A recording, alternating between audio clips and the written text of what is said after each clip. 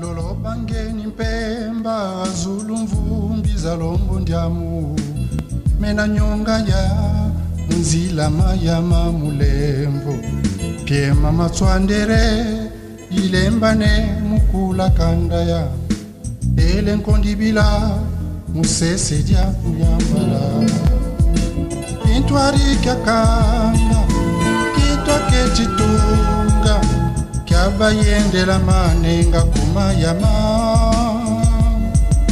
masangi mabeto byakabiswa munweya matabisu makitanto kitwatungidi kintwadi kakanda kitwa kechitunga kyabayendela manenga kumayama masangi mabeto byakabiswa munweya matabisu makitanto kitwatungidi lolo bangeni mpemba kuyoka madya kinkala butwalembana muwisana mukanda ya singuluni yabwa beto banso bambangi twege mikukunyungu myavutuka mukyadia bululembane mutunga kitwadi pasilu mona kalwato kwaza monako lumbu chini bwili kwemitukidyeya matabisu makitanto kitwatungidi ululembane mutunga kintwadi pasilu mona kalwato kwaza monako lumbu chini bwili kwemitukidyeya matabisu makitanto kitwatungidi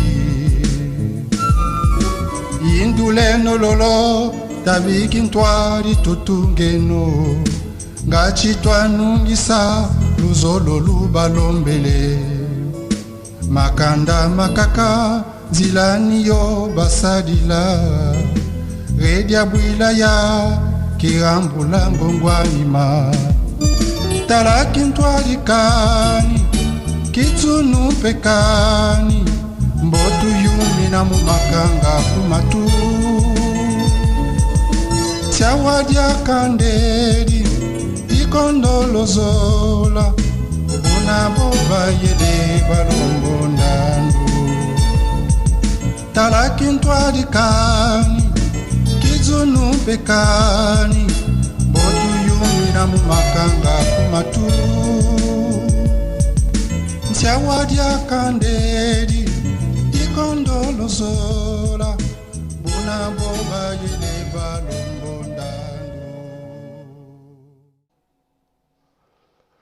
Peuple congolais, nous allons faire le même rappel parce que pas mal de compatriotes nous posent la question de savoir où est-ce qu'ils peuvent aller voir nos vidéos. Donc dans la vidéo précédente, nous avons dit qu'il y avait deux possibilités.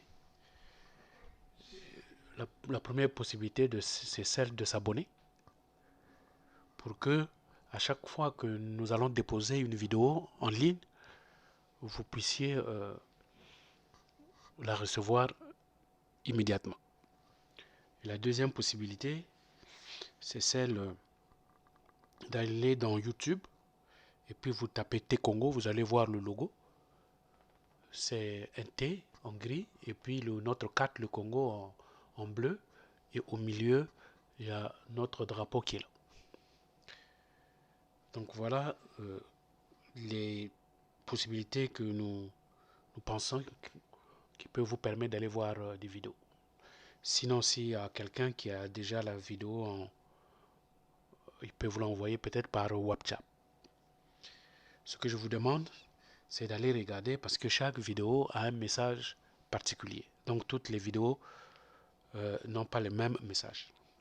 Et puis, je vous encourage, vous les compatriotes, les frères, les sœurs, qui suivez ces vidéos. En fait, nous faisons ces vidéos justement, c'est pour vous, pour aller vous instruire, pour aller comprendre. En fait, nous sommes en train de faire l'histoire. Donc, je vous encourage d'aller suivre ces vidéos. Peuple congolais. Ici, c'est T-Congo. Le Congo des T-travailleurs, le Congo des T-technocrates, le Congo des T-tranquillité. Chers compatriotes, nous sommes toujours dans la logique de vous faire connaître M. Denis Sassou Nguesso. Pour ceux qui ne le connaissent pas, et pour faire un rappel à ceux qui les connaissent mais qui ont peut-être oublié. C'est très important parce que nous avons dit qu'on ne peut pas combattre l'ennemi si on ne le connaît pas. Donc c'est pour cela qu'on est en train de faire toutes ces vidéos-là pour vous faire connaître qui est M. Sassou Nguesso.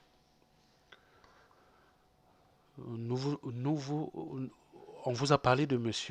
Denis Sassou Nguesso sur l'angle politique. Et nous sommes arrivés au point de dire que M. Sassou Nguesso c'est un félin. Que M. Sassou Nguesso use de beaucoup de stratégies dans la manière de mener la politique.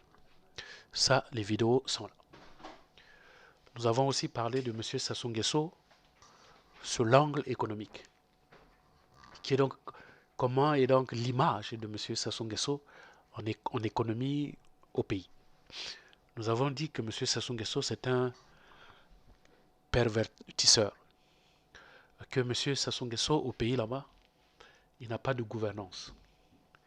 Et nous avons dit que l'image qui nous présente, la dette qui nous présente, c'est comme l'image de l'iceberg. C'est-à-dire la dette qui nous dit, ce n'est que le 1/10 de la dette totale. Sassou, c'est un voleur. C'est un pilleur.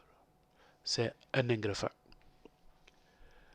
Et voilà, maintenant nous avons commencé à aborder sur le plan des assassinats.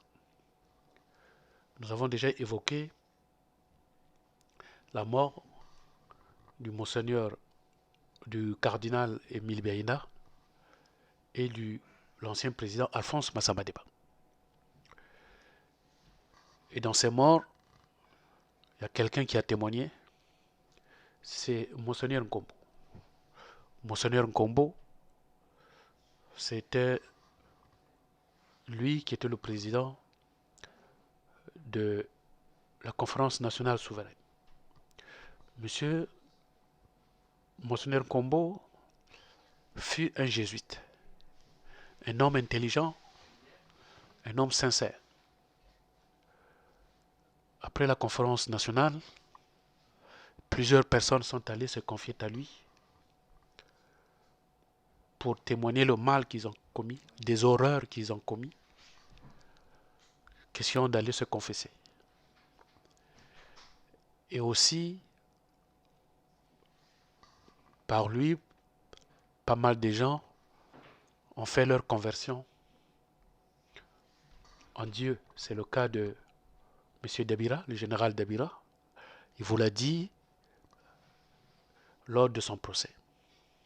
Donc, vous comprenez que cet homme de Dieu, n'a pu révéler que la vérité. Pardon. Donc, aujourd'hui, la version du monseigneur Nkombo peut être retenue comme la version officielle. Allez suivre la vidéo que nous avons faite sur la mort du cardinal. Ce qu'il a témoigné à sa secrétaire, M. Hervé. Et donc c'est de là qu'il parle du Kina. Le Kina, ne vous cassez pas la tête d'aller chercher ce mot dans le dictionnaire, vous n'allez pas le trouver. C'est un mot qui en Mboshi veut dire le chef. Peuple congolais. Nous l'avons expliqué que parler des assassinats est un sujet très sensible, très émotionnel, surtout quand nous connaissons les méthodes opératoires du CANI. nous ne voulons pas les oublier, c'est mort. Ce support médiatique que nous mettons en place constitue un moyen de commémorer leur mémoire. Notre pays sera fier d'eux, car ils ont voulu défendre la démocratie, la paix, l'unité, la Constitution. Beaucoup sont morts parce qu'ils étaient laris. Ils avaient entre 8 mois et 80 ans. Les deux sexes confondus. On les avait assassinés soit par l'assiette roumaine, parfois par fusillade, par torture, par bombardement.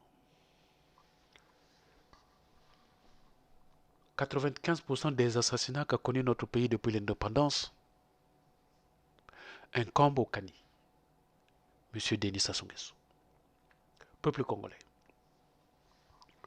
Ambroise Noumazalaï s'était mis en évidence un jour de constater que le peuple du Nord ne pouvait pas accéder au pouvoir par la voie démocratique. Vu la situation démographique de la partie Nord. Le 22 juin 1966, Ambroise Edouard Noumazalaï, qui n'avait pas eu son diplôme à Toulouse, est appuyé par les officiers révolutionnaires. Ils vont donc créer l'armée populaire nationale, qui sera le bras droit de la révolution. Dès lors, des slogans de nature violente et guerrière sont tenus. Le pouvoir est au bout du fusil. D'après Antoine Mabungu Mbimba, un ami de Noumazalaï,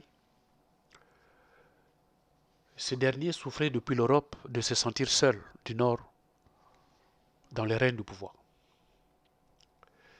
Ceci était à l'origine de sa nomination, voilà pourquoi on l'avait nommé au poste de Premier ministre, en remplacement de M. Pascal Elisouba. Ce qui ne l'avait pas empêché de lancer à la face du président Massamba Deba un jour. Il va lui déclarer, je cite, qu'il y aura un président du Nord avant la fin de votre quinquennat. Aussi, Antoine Mabungu Mbimba l'accuse d'avoir utilisé la cellule de Mpila à ses fins. Il l'accuse d'être à l'origine des assassinats de Matsokota, Poabo et Maswemi, dans le but de diviser le Sud, dont le pôle est l'axe coaxial et où les forces centrifuges et centripèdes ne lui profitaient jamais. Dès 1969, le groupe militaire nordiste au pouvoir renforce leur loyauté au président Marien Ngouabi. Ils vont donc fomenter plusieurs coups d'État durant tout le mandat de Marien Ngouabi contre des officiers originaires du Sud. Des coups d'État qui n'avaient pour but que d'éliminer ces officiers. C'était donc une stratégie qu'ils avaient faite. D'abord, organiser des coups d'État avec eux, s'associer à eux, pour ensuite les exposer. Cette stratégie, comme je l'ai dit, n'avait pour but que de les faire éliminer bon nombre des officiers du Sud et des civils, parce qu'ils commençaient à les juger déjà trop encombrants, trop infiliants, et surtout qui pouvaient leur empêcher de conquérir le pouvoir. Alors, pendant que eux ils tenaient ce genre de stratégie, si on prend le cas de Massamba Deba par exemple, lui, il était très clément envers le peuple du Nord. Pour preuve, M. Léon Angor, Pierre Aboya et Pierre Nzé, tous originaires du Nord, avaient tenu des propos séditieux qui disaient « tout pour le Sud, rien pour le Nord ». Massamba Deba ne leur avait pas tenu rigueur par rapport à ça. En novembre 1969, et donc c'est là où va commencer les stratégies, l'application de stratégies qu'ils avaient mis en place. Tout commence en novembre 1969. Ils vont commencer à éliminer les personnes influentes originaires du Sud. Alors, la police du régime dirigée par Sassou Nguesso découvre de nombreuses armes au domicile de M. Bernard Kolela, alors que ce dernier était déjà en prison et accusé d'avoir fomenté un coup d'État. Lors de cette saisie, les autorités l'accusent pour détention d'armes et expose ses armes au stade de Boué. Peuple congolais. C'est pour ainsi dire que la stratégie de découvrir les armes au domicile d'un opposant n'est pas de maintenant. Ça date depuis 1969.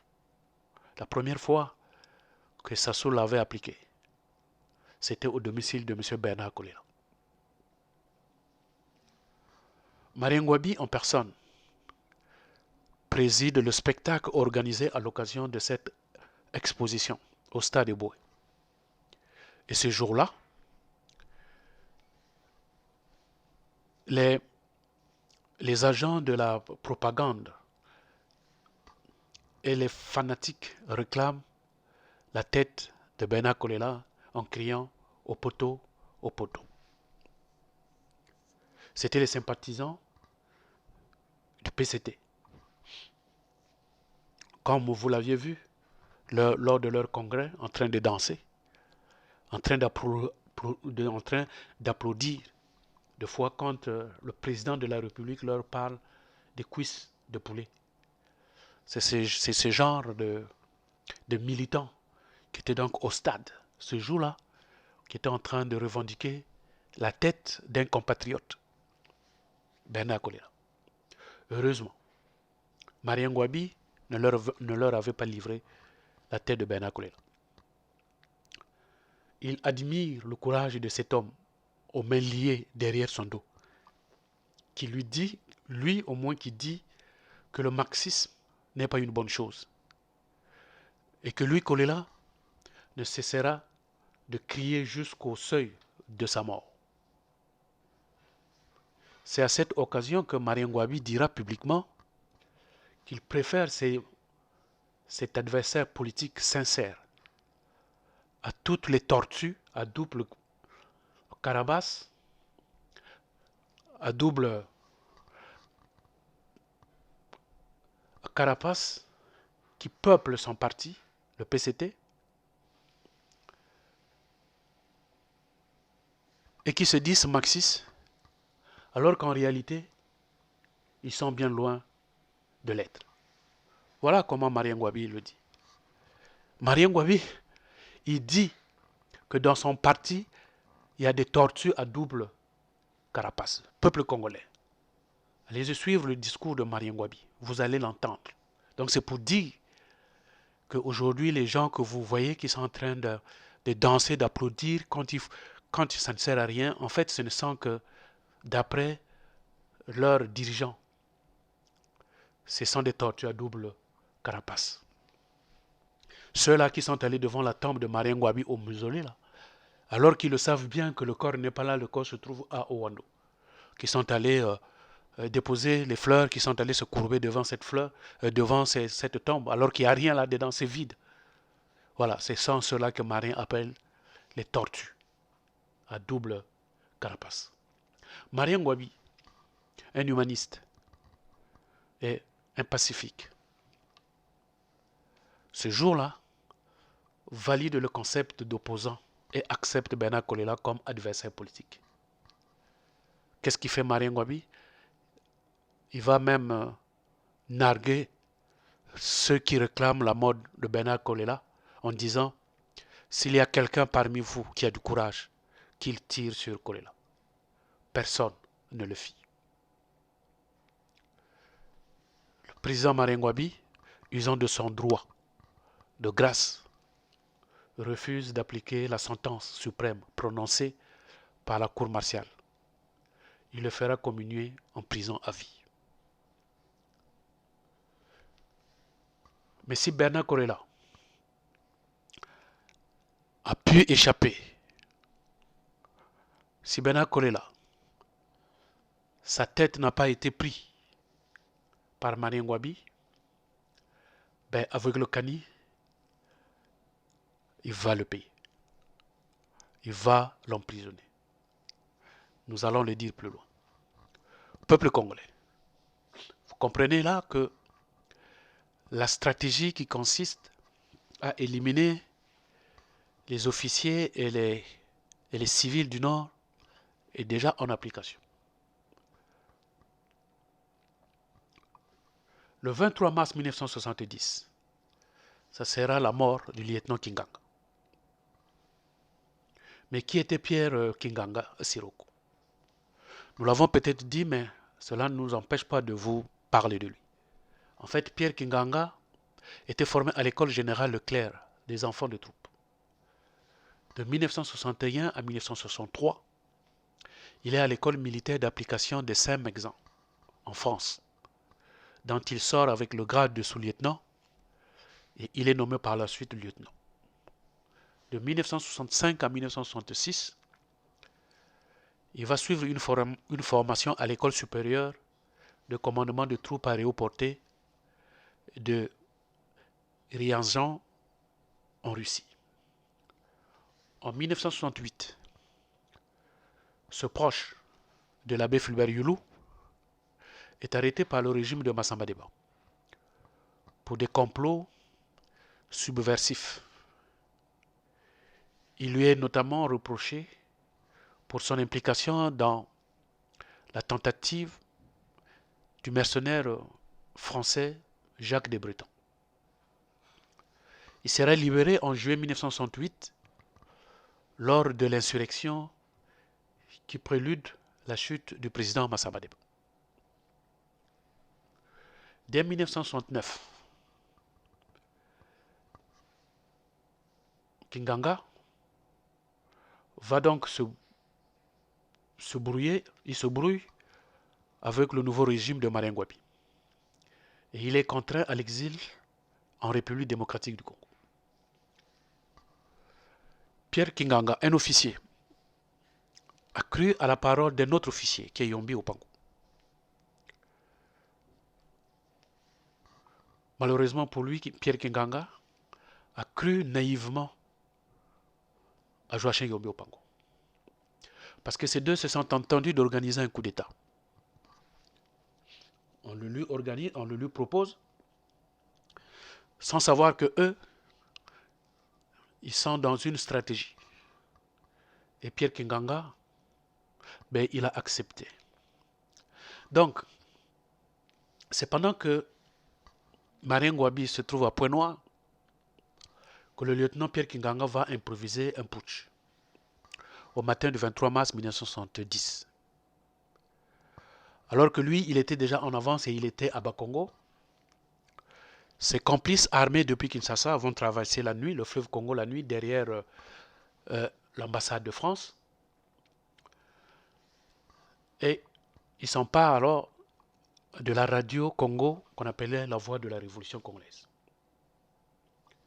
Ils lisent un discours et annoncent la fin du régime de Ngouabi, avant de conclure par la diffusion de l'ancien hymne national, la congolaise. Dans les cités, des scènes de liesse ont eu lieu spontanément.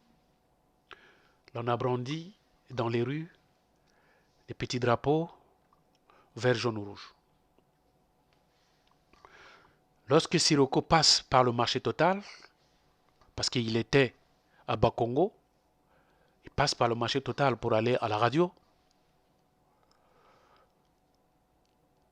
Ceci pour haranguer la population.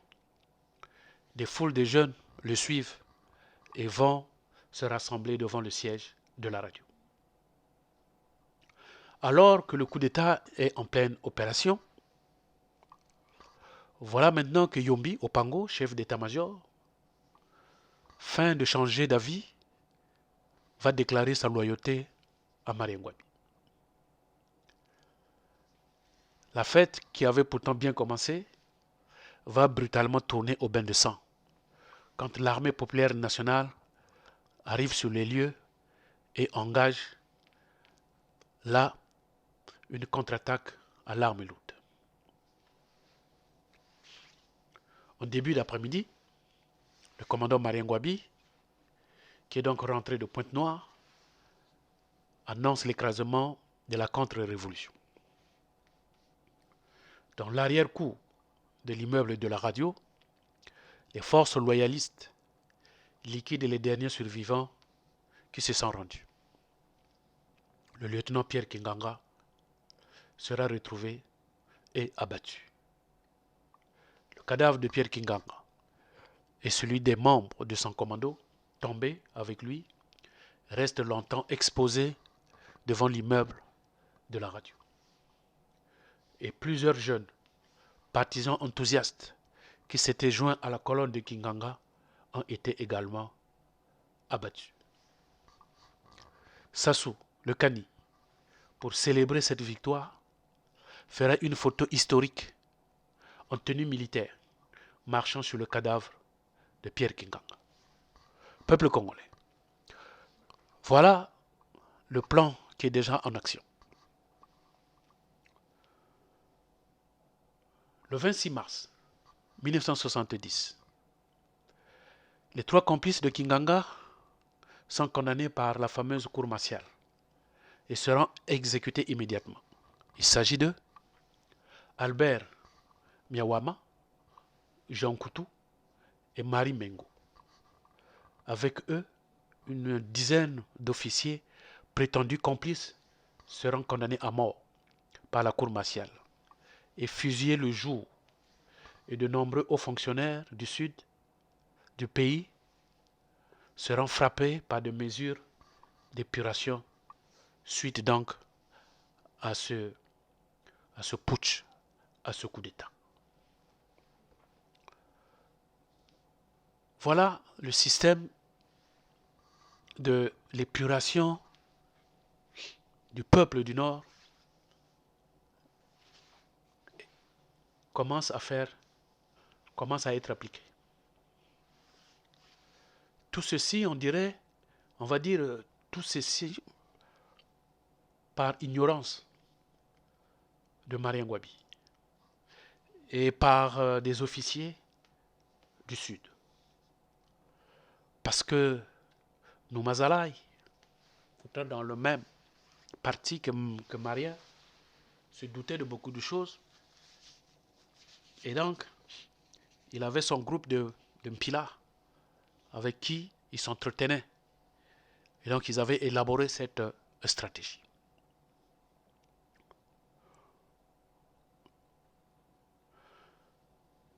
Peuple congolais.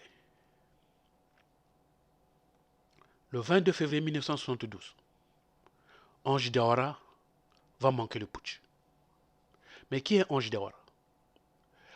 Ange Diawara est né à Sibiti en 1943, de père congolo-malien, de mère congolaise originaire de Gomatsetse. Ange Diawara obtient une licence en économie en France, avant de suivre une formation militaire. De retour au pays, l'homme est volubile, excellent orateur, cultivé. Il sera de tous les événements de son temps. Ange Diawara joue alors d'une grande popularité auprès de la jeunesse. Pour son intégrité, pour ses aptitudes aux arts martiaux et de ses talents militaires et de bons orateurs. De même, pour ses capacités théoriques et de sa connaissance de la théorie marxiste-léniniste. En 1968, Ange Diawara va aider activement et avec succès Marien Ngouabi à renverser le régime de Massamba Deba. Le 16 août 1968, il fait partie des créateurs du Conseil national de la Révolution, le CNR, un organe investi de tous les pouvoirs. Il est dirigé par Marien Ngouabi et Ange Diawara sera le premier vice-président du CNR. Il va diriger la jeunesse de la MNR, qu'on va appeler la JMNR, avant de le confier à Martin Berry. Et dans ce Conseil national de révolution, Sassou était juste un membre, un simple membre.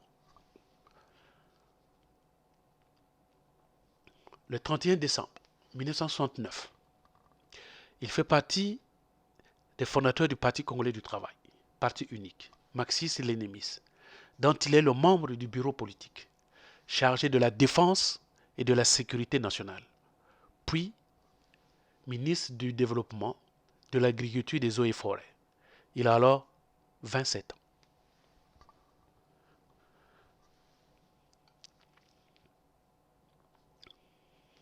Diawara est proche de Ngouabi.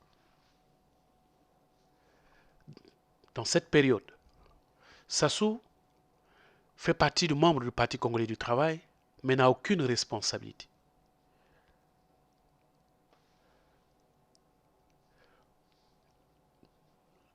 Il est proche de Marien Ngouabi, mais n'a aucun pouvoir.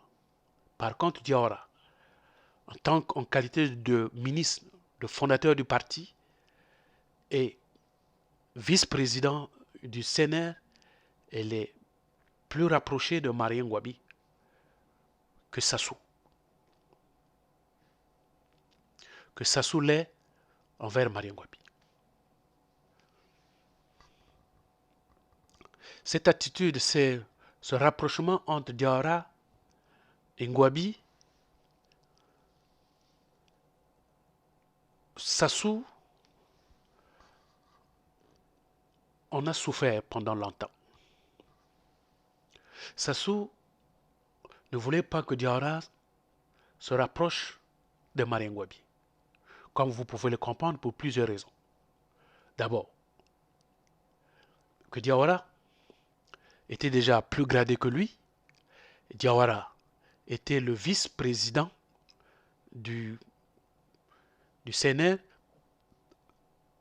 Diawara était le chef de la GMNR. Diawara était ministre du développement de l'agriculture. Diawara, comme je l'ai dit, il était beaucoup aimé par la jeunesse, de par ses talents. Il avait une popularité auprès de la jeunesse par ses talents, ses aptitudes. Parce que le monsieur, il était volubile.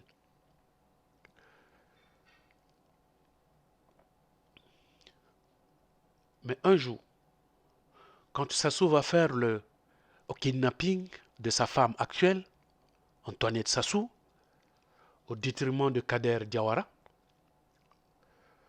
Kader Diawara, c'était le frère de Ange Diawara.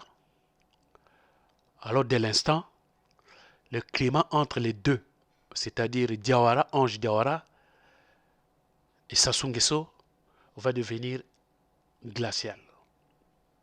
Au point où un jour, au cours d'une réunion du comité central du PCT, Ange Diawara aurait donné des gifles.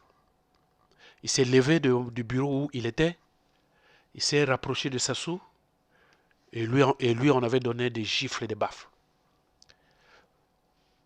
Heureusement, Marien Ngouabi s'est vite levé, s'est interposé entre les deux et a dit à Ange Diawara d'aller retrouver son bureau, s'asseoir. Et comme Diawara avait beaucoup de respect sur Marien Ngouabi, il a exécuté. Sassou ne pouvait rien faire devant ce monsieur qui pratiquait les arts martiaux comme vous pouvez l'imaginer. Cela fut une humiliation de Sassou Nguesso devant tous les membres.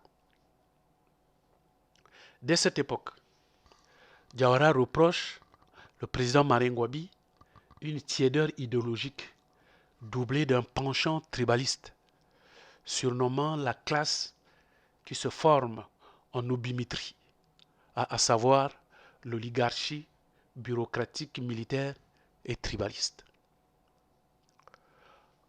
En décembre 1971, Diawara et ses amis tentent de mettre Marien Ngouabi en minorité lors de la session extraordinaire du comité central du PCT, convoquée à la suite des grèves estudiantines de novembre 1971. Cela fut un échec. Et aussitôt, Ange Diawara perd sa place au gouvernement et au Conseil d'État, mais garde sa place au sein du bureau politique du Parti congolais du travail. Le 22 février 1972, Marien Ngouabi effectue un séjour à Pointe-Noire. Ange Diawara tente alors un putsch. Le commandant Yomi Opango, en qualité de chef d'état-major, déjoue le putsch. Prosper Matumpampolo, Eli Adolphe Itsulu, Franklin Bukaka sont tués. Le sergent Oluka, lui, y trouvera la mort en détention.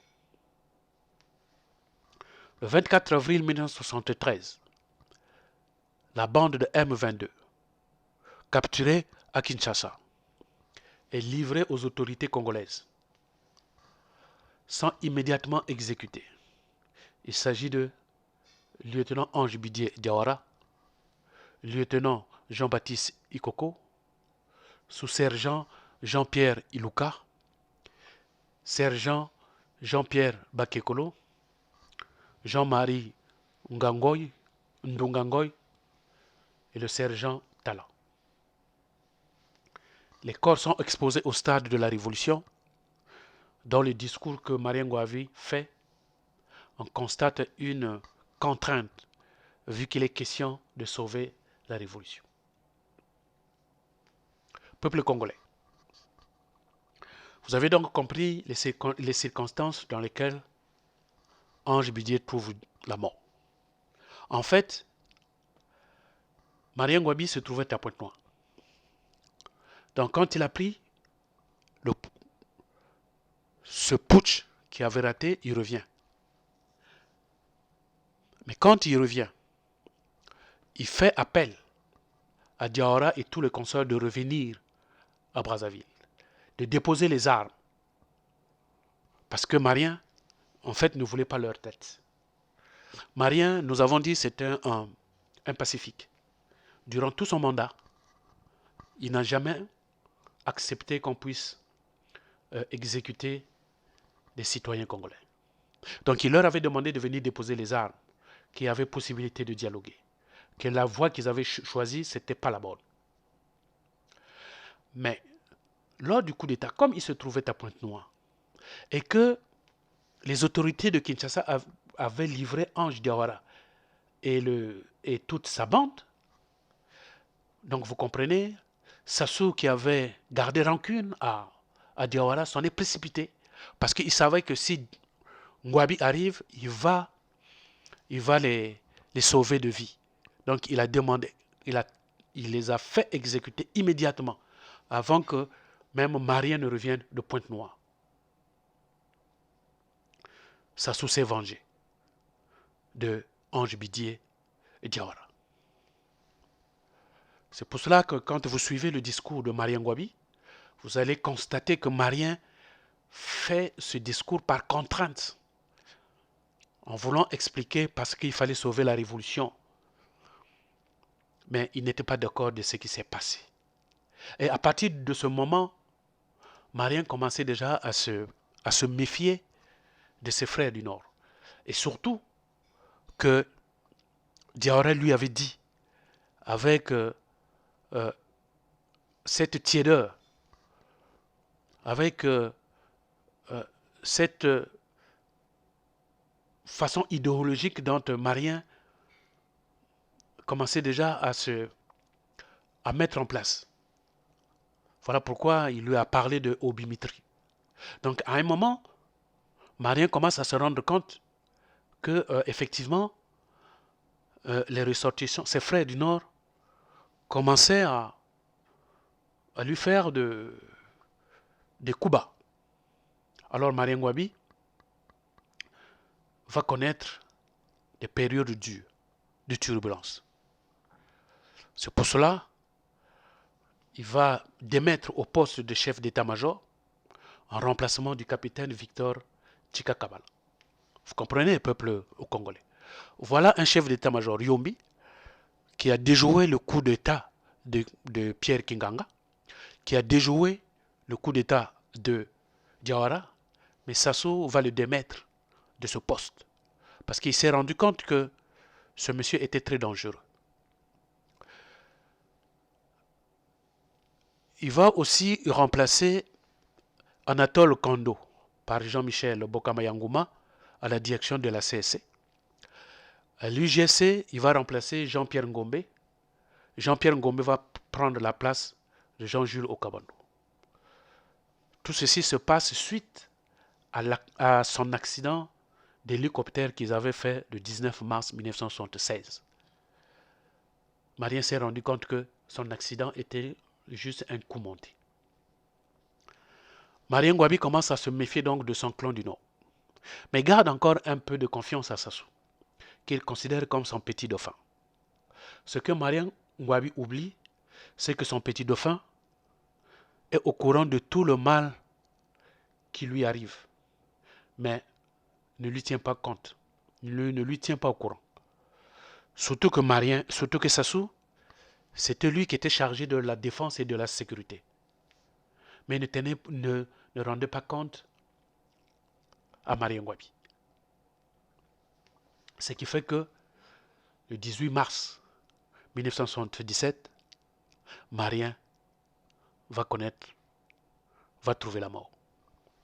Ici, nous n'allons pas parler de la mort de Marien Ngouabi.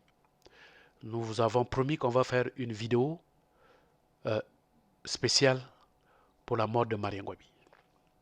Mais vous comprenez le cheminement, comment Marien Ngouabi est arrivé là. C'est parce que ses frères du Nord voulaient déjà le tuer. Et Marien l'avait déjà compris. Voilà pourquoi il commençait déjà à vouloir se retirer d'eux. Et il avait su que Marien commençait déjà à se retirer d'eux. Voilà pourquoi ils ont précipité de vouloir le tuer. Mais entre-temps, en fait, il se méfiait des frères du Nord, mais en particulier les Kouyou, les Pieranga, les Yombi, les Ebaka, tout le monde. Mais il gardait quand même une petite confiance à Sassou parce qu'il n'était pas Kouyou. Malheureusement pour lui, c'est que le Kani Sassou, c'est lui qui va vendre la mèche. Et c'est lui qui va le tuer justement. Le même jour de la mort de Marien Ngouabi. Peuple congolais, c'est pour vous mettre dans l'enchaînement comment la stratégie mise en place, souhaitée par Noumazala depuis 1960, commence déjà à être mise en application. C'est pour vous dire que les événements que nous sommes en train de vivre actuellement a commencé depuis longtemps. C'est un plan qui a été élaboré depuis. Ils sont dans cette logique quand vous voyez les Yombi. Le même jour, Sassou Nguesso, en qualité de ministre de la Défense, va procéder à l'interpellation de l'ancien chef d'état-major de l'armée, Luc Kimboalankaya, à son domicile. Le 18 mars, le jour même où on a tué Marien Ngouabi. Une interpellation qui se terminera par un bain de sang, car l'ancien chef d'état-major fut abattu devant sa famille à son domicile. Son corps fut rendu à sa famille dans un cercueil scellé, dont nous ignorons l'état à ce jour. Dans quel état ils ont rendu ce corps? On ne le sait pas. Peuple congolais. Le même jour, le 18 mars, il va suivre l'exécution de Tadé Kourissa, de sergent Elou, de sous-lieutenant Mporo, de sergent Wando, de Victor Dot et Éloi Marien Dabila. Dans cette folie meurtrière, Sassou devient l'homme insatiable qu'on ne peut plus arrêter parce qu'il veut tuer. Son tempérament tribal va vite se manifester pour commettre des assassinats. Sur les ondes de la radio, Yves Montando est cité comme le bourreau de la mort de Marien Ngouabi. Mais 48 heures après, il va y avoir le changement du coupable. C'est maintenant Massamba Deba et son groupe de prière qui sont cités comme responsables de la mort de Marien Ngouabi. Et pour confirmer, ils ajoutent Bakongo, Babomi Maria. Peuple congolais. C'est donc dans cette parole irresponsable, balancée de façon tout aussi abjecte sous les ondes de la radio révolutionnaire, qui va marquer le subconscient collectif de nombre de compatriotes, qui ne furent pas étranges à la vendetta tribale et dont fut victime justement le premier jeune cardinal d'Afrique, Émile Biaïna, brillant, tout entier dévoué à Dieu et à l'Église. C'est là, ça sera là la plus grande honte de notre pays. L'émotion que cet assassinat va susciter dans le monde et dans le pays fut vraiment retentissante. Et c'est à la suite d'une pression diplomatique interne et de certains hommes de Dieu, en l'occurrence Monseigneur Nkunku, que les assassins honteux consentirent à rendre la dépouille mortelle du Monseigneur, du cardinal Émile Biaïna. C'est vraiment une plaie béante et brûlante sur le visage du Congo-Brazzaville. Et depuis, cette nation se vautre dans la médiocrité et l'incapacité de progresser. Depuis ce jour, comme si une malédiction titulaire s'était abattue sur ce pays. Peuple congolais. Vous comprendrez avec moi, si Jean-Pierre Tisser-Chikaya dit que le Monseigneur a été tué le même jour,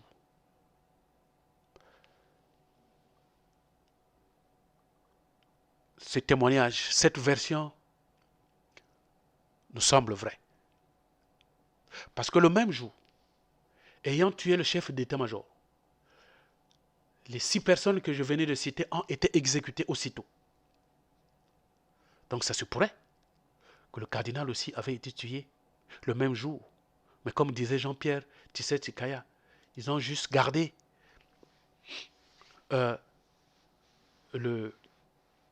l'information pour ne pas vite le donner à la population, sinon ça devait faire des émeutes, ça devait faire une guerre tribale. C'est pourquoi ils ont caché cette information.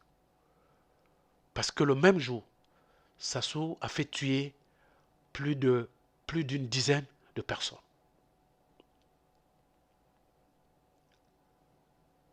Et donc, depuis ce jour, comme on l'a dit, notre pays vit dans la médiocrité. Peuple congolais, vous aviez vu ce parti aujourd'hui, ce qu'il est devenu. Vous aviez vu avec la vidéo, on le voit. Vous voyez les dames comme ils sont en train de danser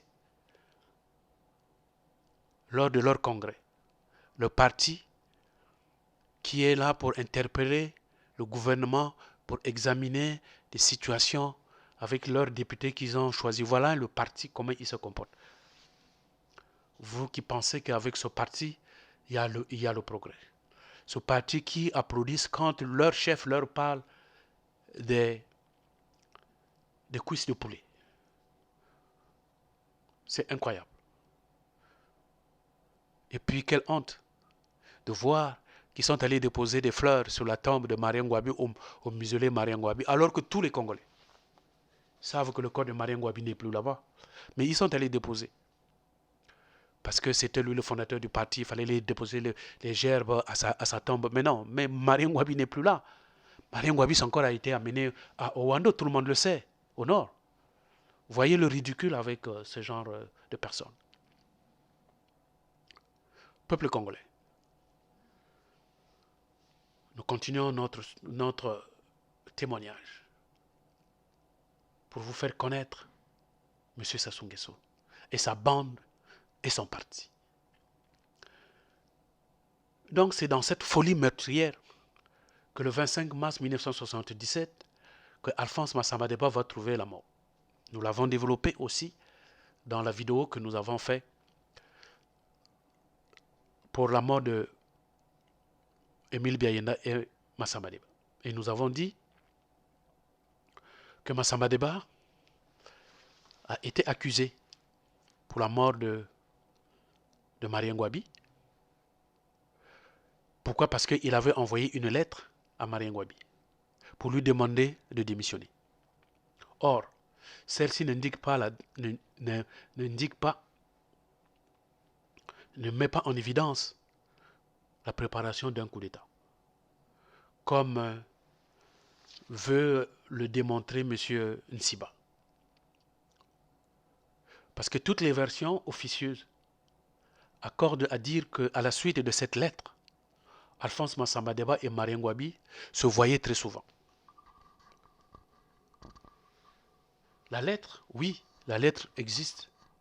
Massamba Deba avait écrit une lettre à Marien Ngouabi, oui, il avait fait une lettre. Mais cette lettre, Marien Ngouabi l'avait réceptionnée. Marien Ngouabi l'avait lue. Et Marien Ngouabi s'est entretenu avec lui. Et ils se voyaient souvent, ils priaient souvent.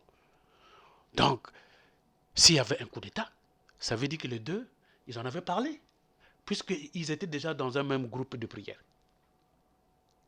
Donc, ce n'est pas ce que M. Nsiba vient nous dire maintenant. On a dit que le 3 mars 1977, Marien Ngouabi avait reçu Alphonse Massamba Deba accompagné de son épouse. Donc, ils se sont retrouvés, Marien Ngouabi, Alphonse Massamba Deba, les deux épouses, plus un responsable de la DGST qui était là, et le beau-frère du président. Ils étaient tous là. Donc, l'hypothèse de dire qu'il y avait un coup d'État, ce n'est que de l'enfumage que M.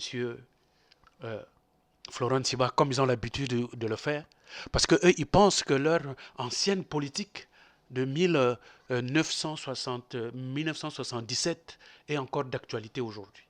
Non, ils sont encore dans des vieilles méthodes. Mais aujourd'hui, le peuple est déjà 5 fois plus instruit que eux. Les gens, ils ont des informations. À la mort après la conférence nationale souveraine, bien que Sassou a détruit tous les documents qui sont là-bas, mais malheureusement pour lui, c'est que les documents sont déjà sortis. Les Congolais sont déjà en possession de ces documents et c'est ça qu'on est en train d'exploiter pour vous parler de ça. Peuple congolais, c'est ça la vérité. Il ne faut plus entendre ce que ces gens-là viennent vous dire. Ce sont les mêmes choses, ce sont les mêmes méthodes qu'ils ont commencé à faire depuis longtemps. Les vieilles méthodes, les vieilles pratiques ne marchent plus de nos jours. Donc, Alphonse Massamba Deba avait été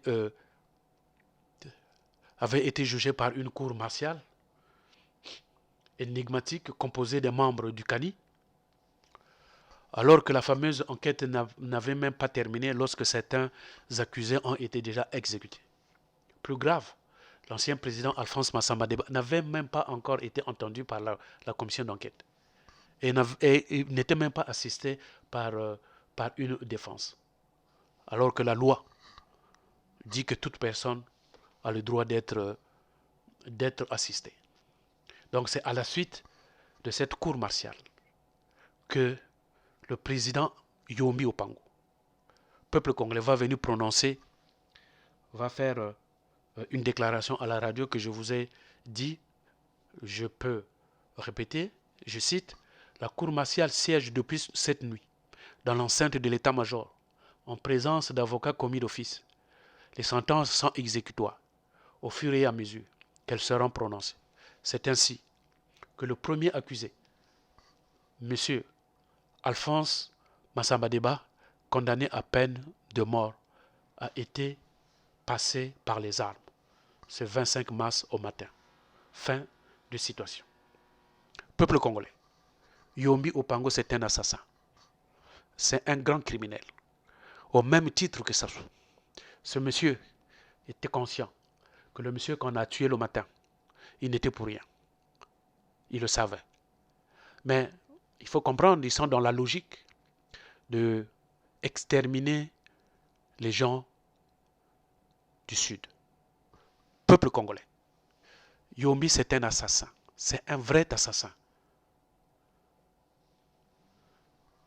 Toujours dans la même foulée, le lieutenant Mboro, le capitaine Ontsou, le sergent Elouo et plusieurs membres de la garde présidentielle sont également exécutés. Eux, ils sont exécutés. Ils sont certes du Nord, ils sont exécutés. Simplement parce que, de peur que la fuite qu'ils puissent dire la vérité.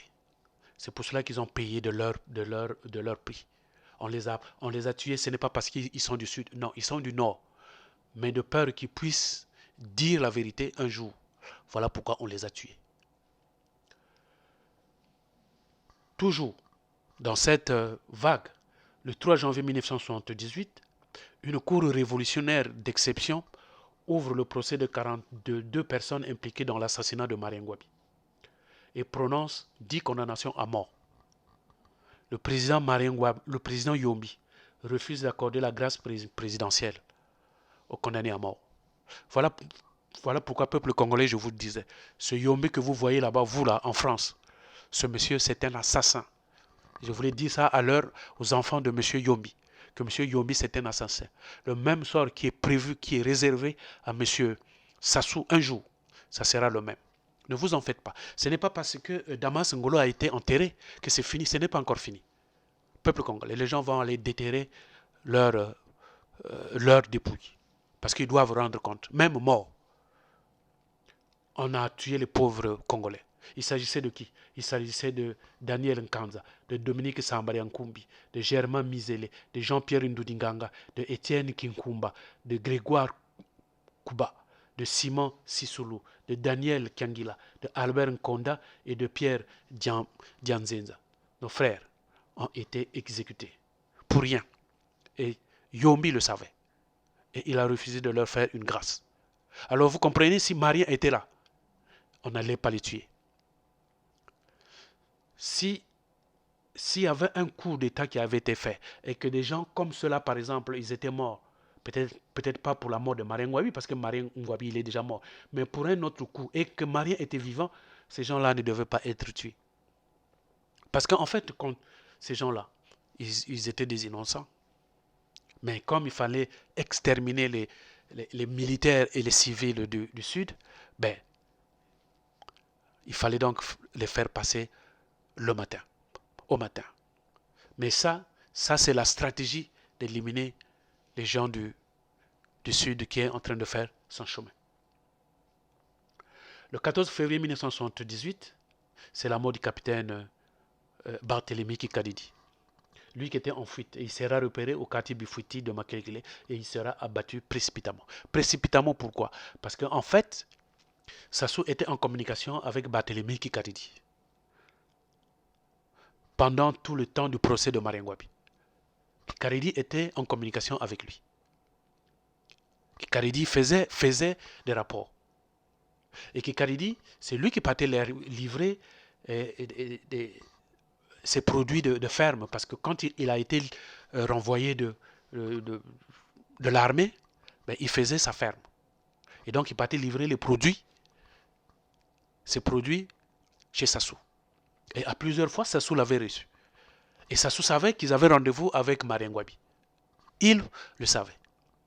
Mais c'est quand Yombi va être au courant que Kikadidi est vivant, qu'on l'a repéré quelque part, il a ordonné qu'on aille le chercher. Alors, Sassou ayant appris, de peur que Kikadidi dévoile tous les secrets à Yombi, il a demandé qu'on puisse la battre immédiatement. C'est ça la vraie réalité, peuple congolais. Suivez la cassette de Pierre Anga, il en parle. Et c'est pendant cette période du CMP que le conflit entre Yombi et sa bande de Kouyou, que cette bande-là commençait déjà à avoir une situation au niveau du CMP, que ça commençait déjà à faire des fissures. Entre eux, ils ne s'entendaient pas. Il y avait un groupe de Yombi avec sa bande, et il y avait un groupe de Sassou avec tous les Batéké qui étaient là-dedans. Donc il y avait le climat dans le CMP. Donc c'est dans cette période-là que Sassou a demandé qu'on puisse le liquider. Alors Sassou devient de plus en plus insatiable. Il n'arrête plus. Il faut qu'il tue. Voilà pourquoi le capitaine David Mafuta va trouver la mort en 1980 à Brazzaville. Le commandant Antoine Mabouaki va trouver la mort en 1981 à Ouando.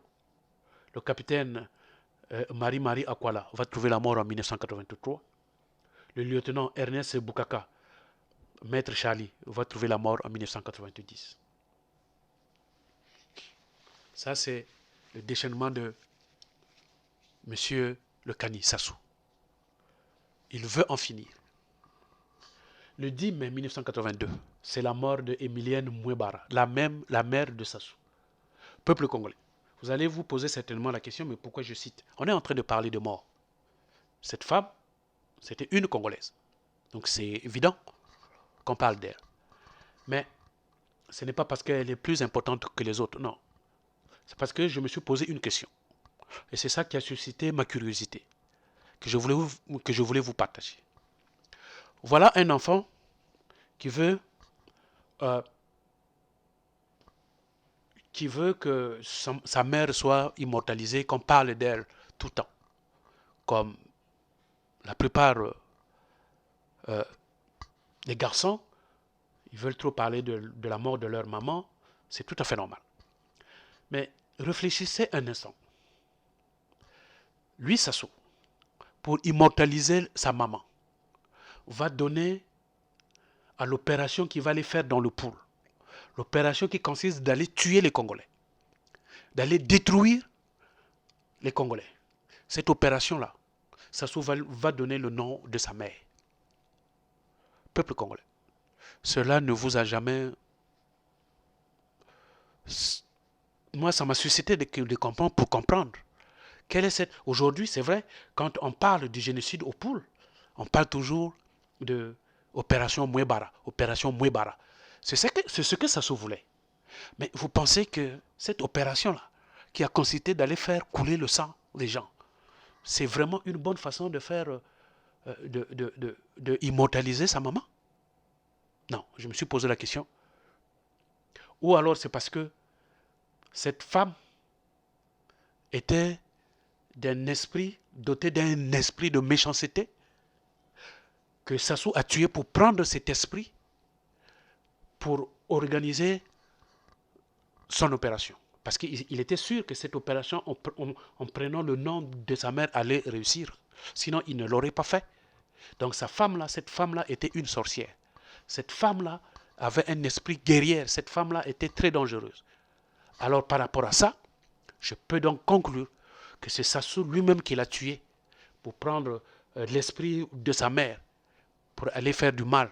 Parce que lui, comme il avait déjà en vue ce projet d'aller détruire le Poul, ben, il a sacrifié sa mère pour donner cette opération pour qu'aujourd'hui, on parle d'eux. Aujourd'hui, tous les Congolais, quand ils parlent du génocide, je parle des Congolais du Poul. Quand ils parlent du génocide, ils parlent de Mouebara. Et donc Sassou est content, puisqu'on parle de sa mère, Mouebara. Lui, il est très content. C'est pour cela qu'il l'a sacrifié.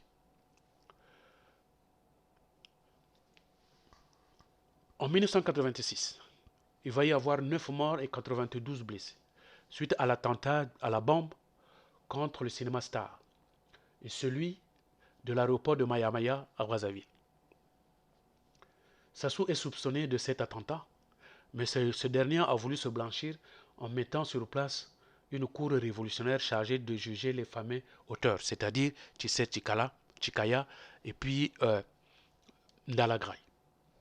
Mais en réalité, c'est Sassou le maître. En mai 1987, ça sera la mort du colonel François-Xavier Catali. On va se dire, mais lui, il n'est pas du Sud. Oui, il n'est pas du Sud, c'est vrai. Mais c'est parce que ce monsieur commençait déjà à être un élément gênant. C'est-à-dire, cette mort était un événement important qui survient dans la gestion de l'incertitude politique au sein des fractions du Nord. Sa mort subite s'explique d'une crise cardiaque à 45 ans.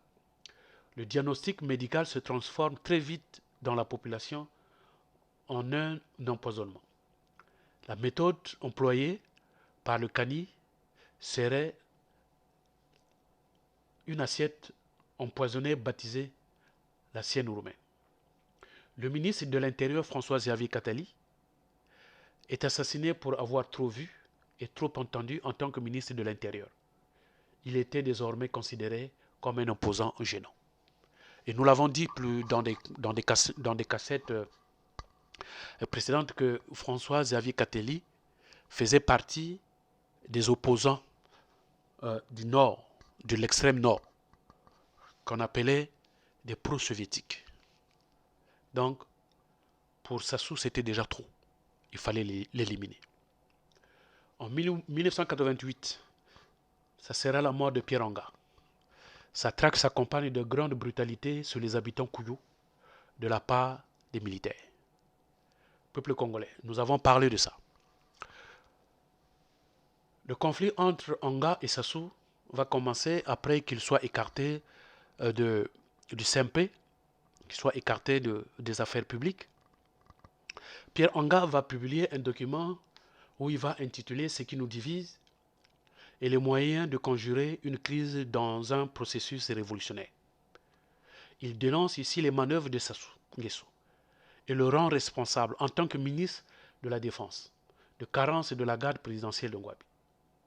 Sassou, en qualité de premier vice-président du CMP, va demander la suspension de Pierre Anga au CMP qu'il obtient pour diffamation. C'est là où les conflits entre les deux commencent. Et donc, Sassou va chercher à le tuer. Tout débute en juin 1987.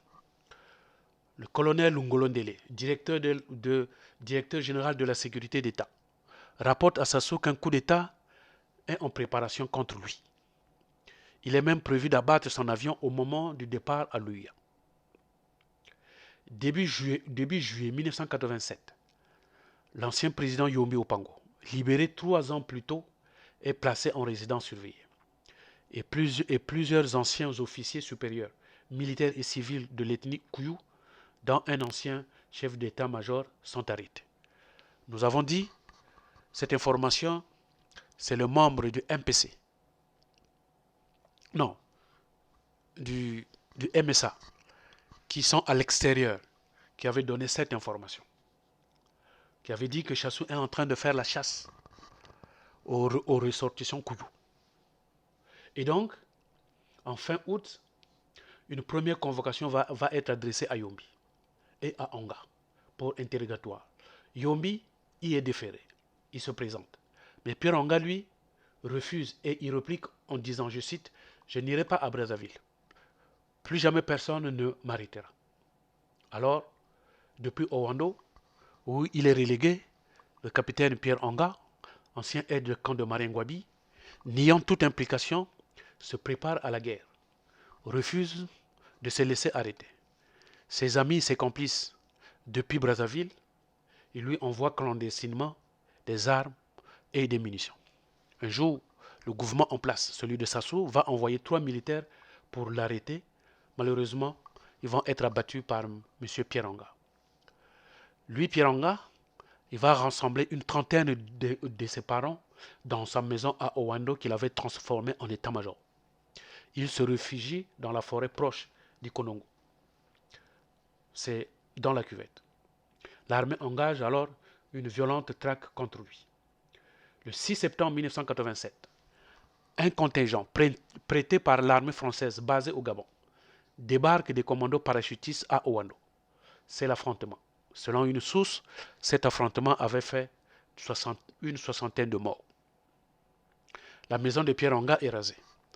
Mais l'ancien capitaine a réussi à s'enfuir par un tunnel creusé depuis longtemps de son domicile à un autre quartier. Voilà comment Pierre Onga va être traqué par M. Sassou Nguesso. Ce ne sont pas des gens du Sud, certes c'est vrai. Mais il est en train d'éliminer tous les gens qui détiennent une part de vérité et tous ceux qui peuvent être pour lui des opposants, même au Nord. Voilà pourquoi nous vous avons parlé de Xavier Katali. Mais qui était en fait M. Pierre Onga? Nous avons parlé de lui, mais comme on a fait pour Diawara et Chinganga, nous allons quand même faire un rappel.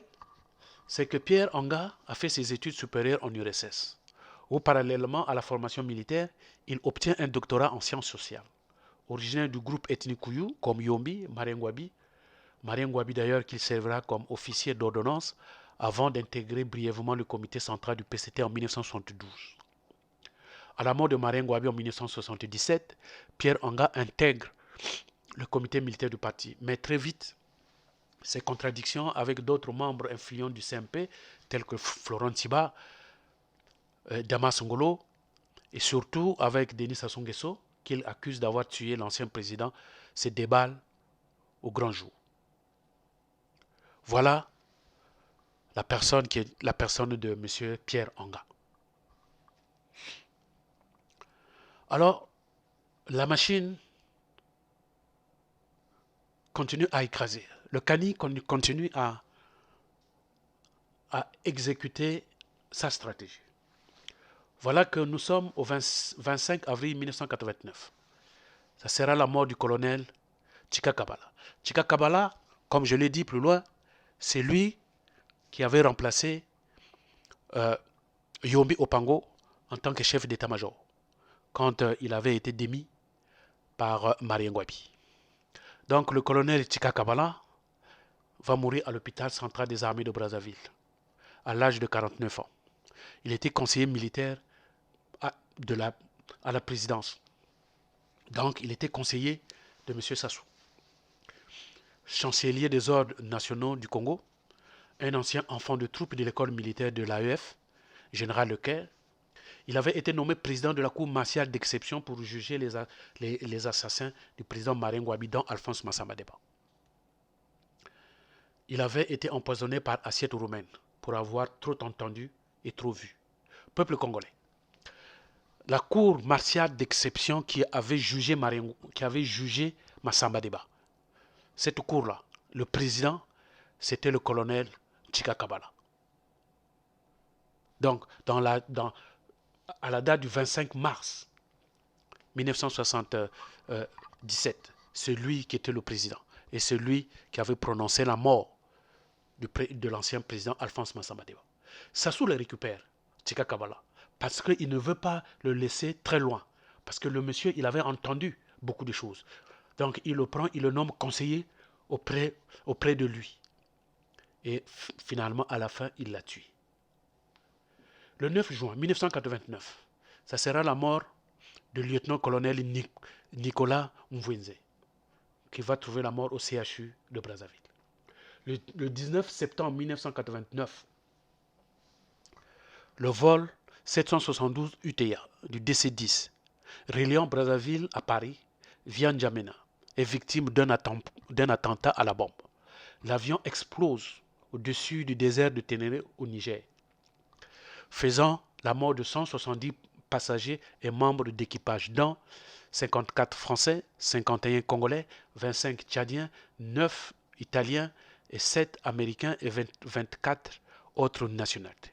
Parmi les Congolais se trouvaient, nous allons les citer, il y avait Pambo Antoine Nicole, Berzo Louvezo Étienne, Manza Nicolas Étienne, Bokamba Yangouma Myriam Michel, Boukolo Philippe, Mbungu Balende Lazare, Braza Gérard André Nicolas, Dabira Darius, Edouard Gaël Roch, Ganea Ambi Ferdinand, Guillet Omba Hortense, Rombessa Matumpa André, pardon, Iklas Fleury Le Prince, Ikunga Limeda, Kangu Okren Marlène, Kenzo Kitombo Alphonsine, Kenzo Kitombo Misamu, Luemba Gomir Olivier, Lukanou Arsène, Mikita Gambo Jacques, Malanda Fundu Christelle, Malanda Jean, Mangatani Apollinaire, Mantelo Barambana Bernard, Matondo Germain, Mavungu Dominique, Mavungu Célestine, Boandi Bernadette, Boandi Boanga Bérénice, Boandi Lassi, Boandi Maud, Boandi Nicolas, Miayuku Samuel, Misitu Oxane, Matondo Marie-José, Moutinou Kangu Monique, Moutinou Mavungu Germaine, Mpeo Ikolo Jeannette, Ndeli Dominique, Ngakeni Samuel, Ngoma Mitouidi Mbuku Jeanne, Niazière Blanche Colombe Lydie, Eye Batola Ok Edmond, Okonia Samba Patricia Eugénie, Pambou Olivier, Pambou Prisca Marie-France, Tadissa Abraham, Tombe Munkwela Bandi, Mbwandi, Totokolo Mianzila Olga, Vuka Alam Lozi et enfin Zoba Baweti Vuka Michel. Voilà nos compatriotes, nos frères, nos sœurs, qui ont trouvé la mort dans cet attentat. Ils ont trouvé la mort dans cet attentat parce que Kadhafi avait demandé à Sassou de mettre la bombe dans cet avion. Pourquoi? Parce que cet avion devait passer par N'Djamena et le président Hissène Habré devait prendre ce vol pour aller à Paris. Et comme Hissène Habré avait des problèmes avec Kadhafi, donc Kadhafi a trouvé là l'opportunité, l'aubaine de pouvoir le faire tuer en faisant exploser l'avion. Et donc il avait confié cette mission à Sassou. Et Sassou a accepté pour faire plaisir à Kadhafi. Il a fait donc tuer nos frères et sœurs. Pardon. Voilà les circonstances donc de la mort de nos frères et sœurs. C'est pour cela que nous les citons. Parce que ils sont morts sous la mauvaise volonté de mauvaise foi de M. Sassou. Mais ce n'est pas tout. En décembre 1989, le ministre Oxens Ikonga, qui était le directeur de Air Afrique, va être tué. Pourquoi? Parce que c'est lui qui avait alerté le président tchadien, Hissène Habré, qu'il ne fallait pas prendre ce vol. Et donc quand Sassou l'a pris, il a tué Oxens Ikonga. Parce que pour lui, c'était un échec vis-à-vis de la mission qui lui avait été confiée par Kadhafi. Parce que Hissène Habré, finalement, n'avait pas pris cet avion-là. C'est grâce à Oxens Ikonga. Donc, il avait été tué à la place par M. Denis Sassou Nguesso. Le 21 février 1981, le professeur Grégoire Mamfouina est assassiné 4 jours avant l'ouverture de la conférence nationale. En 1991, il va y avoir la mort de Marien Ngouabi Jr. à Brazzaville. Ce garçon qui avait témoigné à la conférence nationale la mort de son père. Vous avez suivi la vidéo. Et il commençait à faire un peu de règlement de compte. Il voulait en savoir un peu trop à Brazza. Mais Sassou a dit, si j'ai tué ton père, ce n'est pas toi que je peux rater. Il l'a fait tuer.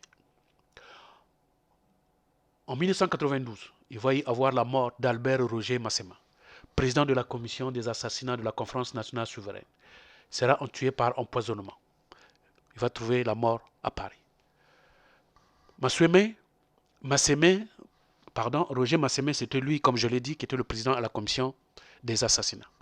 Ce garçon, grâce à lui, il a écrit, il a laissé des choses. Aujourd'hui, pas mal de choses que nous connaissons grâce à lui. Et donc, en tant que président, il avait beaucoup entendu et il savait beaucoup des assassinats qui se sont passés, au pays. Et donc, pour Sassou, c'était déjà trop. C'était déjà un élément. Il fallait le tuer. Et donc, pendant que nous parlons des commissions des assassinats, nous saluons notre frère qui a mis des éléments à la disposition pour connaître la vérité. Parce que Sassou, au pays, il a tout détruit. Parce qu'il ne voulait pas que les Congolais soient au courant. Mais les gens ont écrit. Voilà pourquoi nous voulons dire merci à notre frère Mahima Mbemba qui a écrit. Et nous connaissons la vérité. Parce que lui faisait partie, membre de cette commission.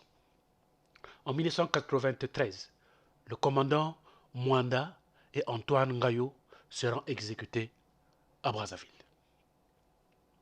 Le 17 mars 1993, ça sera la mort du docteur Nkukambemba, directeur de l'organisation de coordination pour la lutte contre les grandes endémies en Afrique centrale, à Yaoundé. Le docteur Nkukambemba est mort à l'âge de 52 ans. C'est lui, ce docteur, qui déclara à la conférence nationale souveraine qu'il avait constaté que Marien Ngouabi, on lui avait coupé la carotide, vidé de son sang, mais il portait encore des habits propres, sans tache de sang. Allez-y regarder les vidéos de la conférence nationale, vous allez le trouver, ce docteur Nkukambemba. Sassou a suivi ses traces 2 ans après, jusqu'à ce qu'il a tué par empoisonnement. Et il le savait, il l'a dit, avant sa mort, qu'il avait été empoisonné. Le 10 mars 1998, on va enregistrer 9 morts suite à l'explosion d'obus abandonnés dans l'arrondissement 6, Mikalo. Peuple congolais, la liste des assassinats ne fait que s'allonger. En 2001, Philippe Ondeli sera empoisonné à Paris dans un hôtel. Le colonel Bio va être empoisonné à Brazzaville. Lui, le colonel Bio, il était chargé du matériel pendant le régime de Lissouba. Il est originaire de Mosenjo. Et alors, quand Yomi revient au pouvoir, il le traite comme un traître. Pour lui, celui qui donnait le matériel militaire à Pascal Lissouba. Et comme il est originaire du sud, donc de Mosenjo, ben, Sassou l'a tué, empoisonné. Le 9 juin 2003, il va y avoir la mort de Hilaire Babassana. Peuple congolais, suivez les circonstances dans lesquelles ce professeur en économie est mort. Il était invité chez Mvuba, Isidore Mvuba, le président de l'Assemblée actuelle. Il avait été invité chez lui pour des échanges informels de vues. Le professeur Hilaire Babassana a succombé le lundi qui venait, le lendemain, le lundi de Pentecôte. Après s'être pliant de vertige, de douleur au ventre et d'un excès de température corporelle dès son arrivée chez lui. En fait, quand il arrive chez lui, après que Mvuba l'ait reçu chez lui, il avait mal. Et toute sa famille était déjà en panique. On va le déshabiller, on va le plonger dans l'eau pour essayer de baisser la température. Rien. Puis Hilaire Babassana lui-même va déclarer Mvouba m'a tué. Mvouba m'a empoisonné. J'ai bu un jus d'orange chez lui. Alors, sa famille le prend, on l'amène d'urgence au CHU. Trop tard.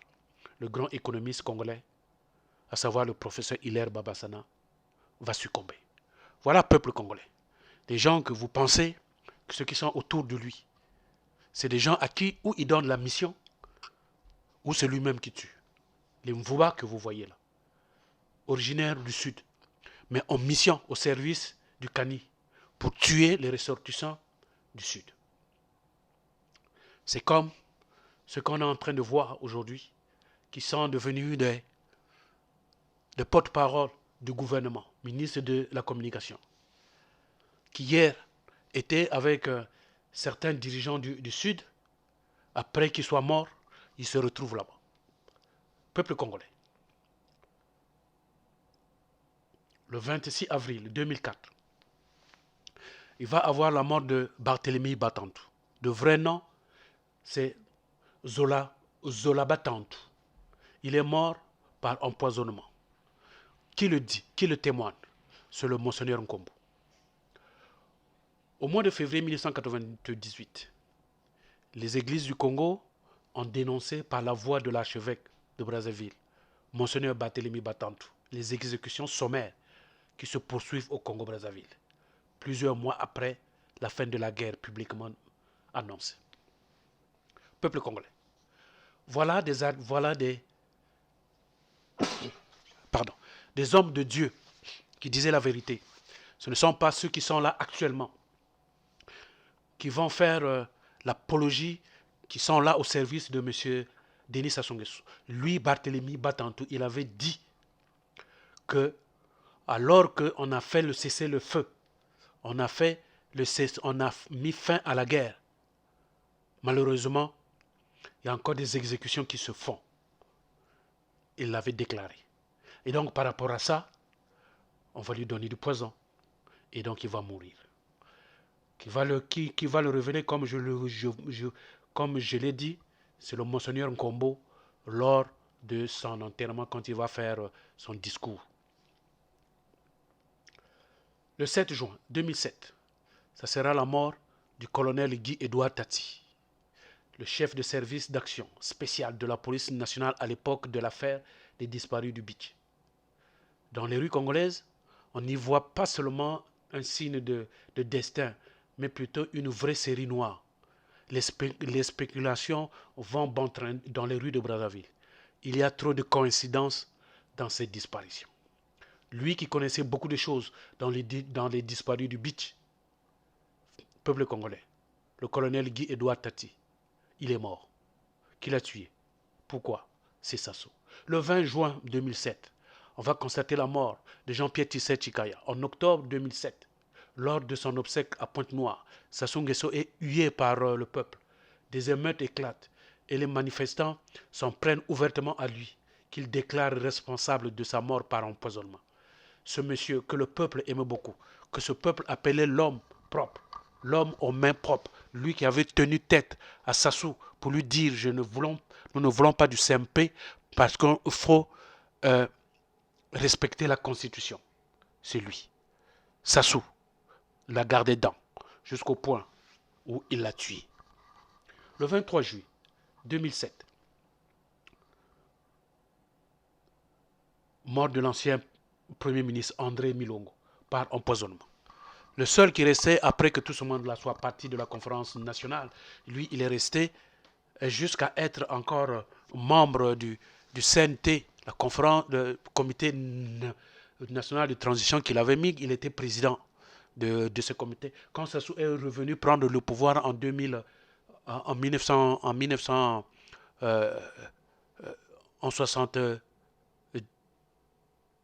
97, lui, il était là. Et donc, il lui a nommé président. C'était une façon de l'amener vers lui, de l'attirer vers lui. Finalement, en complicité avec ceux qui sont dans le gouvernement, les vrais blancs, ils l'ont tué. Le 17 novembre 2007, mort de Ambroise Edouard Noumazalaï. La rumeur court que c'est M. Sassou qui l'avait tué. Celui-là, qui pourtant s'est plaint, qui pourtant voyait que le Nord avait des problèmes, qu'il fallait trouver des stratégies. Effectivement, c'était dans les mêmes stratégies que lui-même avait mises en place. Aujourd'hui, c'est ça qu'il avait tué. Parce que pour Sassou, c'était déjà aussi un élément qui connaissait pas mal de choses, beaucoup de choses. Il fallait déjà se débarrasser de toute cette classe-là. Il fallait se débarrasser. C'est en ce moment-là que Sassou s'est dit, si je peux me passer de toute cette classe, il se pourrait qu'un jour, je pourrais laisser mon fils. Voilà dans cette logique qui vient encore s'ajouter dans sa tête. Voilà pourquoi il est en train de faire passer au matin tout ce monde par le système d'empoisonnement. Mais ce n'est pas tout. Le 22 octobre 2008, ça sera la mort de Monseigneur Ernest Nkombo par justement empoisonnement, pour avoir dénoncé la mort de Monseigneur Barthélemy Batantou par empoisonnement, mais aussi pour avoir été le président de la conférence nationale souveraine. Il en connaissait déjà trop. Et surtout qu'il avait fait un témoignage de la manière dont le cardinal était mort. Le témoignage que nous avons présenté dans la vidéo précédente. Donc pour Sassou, c'était devenu un élément déjà gênant. Il fallait se débarrasser de lui. Le 14 mars 2009, ça sera la mort de Edith Lucie Bongo. Des langues s'étaient déliées, indiquant que l'ex-première dame du Congo avait été empoisonnée lors d'un repas. Peuple congolais, c'est comme pour Mouebara. Là encore, nous nous sommes posé des questions. Peuple congolais. Pourquoi la famille d'Edith Lucie Bongo, du côté maternel, ont eu des problèmes avec Sassou? C'est parce que certainement, il s'est posé des choses. Ce monsieur qui avait organisé un mariage mystique avec Bongo ne l'avait pas fait pour rien. Oui, c'était pour avoir une possibilité de faire venir, avoir un contrôle sur le Gabon. Nous le savons que Edith a beaucoup fait pour le retour de Sassou au pouvoir. Certes, c'est vrai, mais en dehors de ça, Sassou savait. Donc voilà pourquoi les questions se sont posées. Oui, par empoisonnement. Sassou, on est le responsable de la mort de cette fille. C'est lui qui a tué sa fille. Le 12 novembre 2009, c'est la mort de Bernard Kolela à Paris. Mort par empoisonnement. Bernard Kolela, je vous l'ai dit, s'il avait échappé à la condamnation à mort par Marien Ngouabi, le Kani, lui, il ne l'a pas raté. Après qu'il ait été Premier ministre pendant le gouvernement de Lissouba, après qu'il a joué la médiation, après qu'il s'est associé à Sassou, ben Sassou l'a attiré vers lui. C'est ce qu'il fait, tout ce monde-là. Et qu'est-ce qu'il fait? Ben, il lui a donné sa responsabilité là-bas. Et on nous aurait même dit qu'après que Kolela ait perdu sa première femme, il s'est marié avec une deuxième femme qui est originaire du Nord. Sassou l'a attiré vers lui au point où il lui a donné le poison. Il l'a tué. Le Kani. Ce n'est pas tout. Le 11 janvier 2011, ça sera la mort du général Emmanuel Avungu, empoisonné et trouve la mort au Maroc. Il était le chef d'état-major de la garde républicaine au moment de l'affaire de Beach de Brazzaville. Peuple congolais, on ne cessera de vous le dire, tous ceux qui ont participé aux affaires d'assassinat ou de tous ceux qui ont été dans les affaires de Beach, Sassou s'est débarrassé de un petit à petit parce que c'était devenu des gens encombrants. Parce qu'il veut conserver le secret. Donc il faut se débarrasser d'eux. Le 11 janvier 2011, le général Yves Motando Mongo est mort d'une crise cardiaque. Il était de ceux qui savaient sur la mort de Marien Ngouabi. Motando, c'était son premier nom qu'on avait cité, que c'était lui le bourreau. Il était devenu en même temps le conseiller de Denis Sassou Nguesso. Il a appelé vers lui. Ce militaire de carrière avait été enfermé en résidence surveillée pendant quelques années. Et un membre de sa famille prétend que c'est lors de cette, de ce moment-là, quand on l'avait enfermé, qu'il aurait été empoisonné.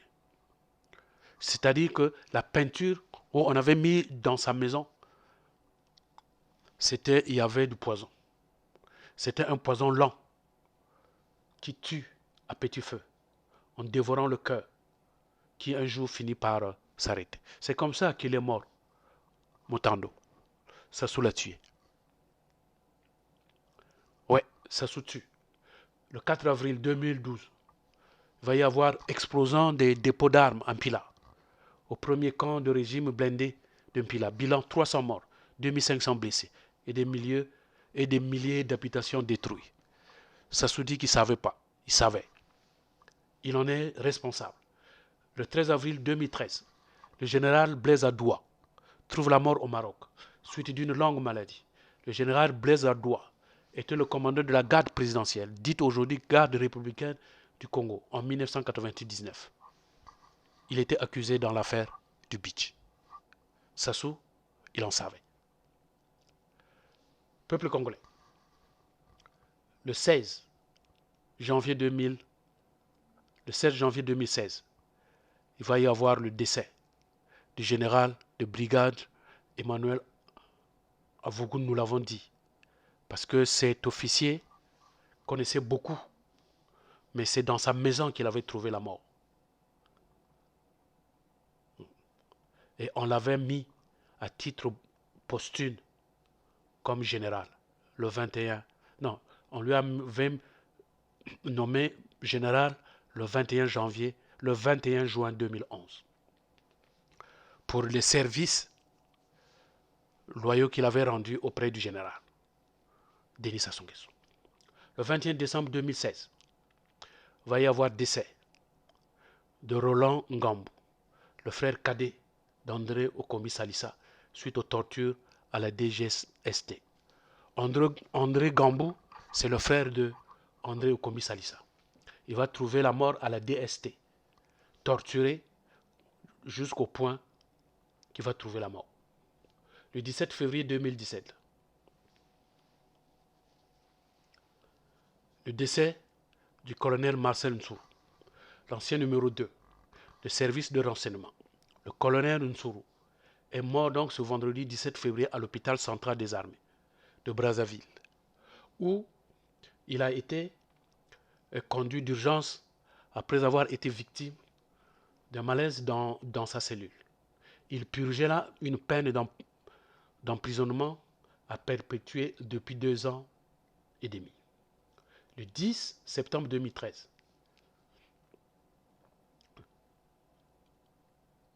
le colonel Nsourou, en colère, qui recouvre sa liberté après avoir été condamné à 5 ans de travaux forcés avec sursis par le tribunal de Brazzaville, va devenir un opposant à M. Denis Sassou Nguesso.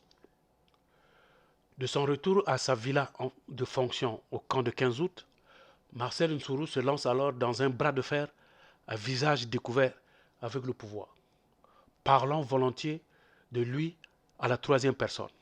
Il multiplie les déclarations agressives, demande à être entendu par la justice française dans l'affaire dite des disparus de Beach et jure d'empêcher son ancien mentor de se présenter à la présidentielle de 2016.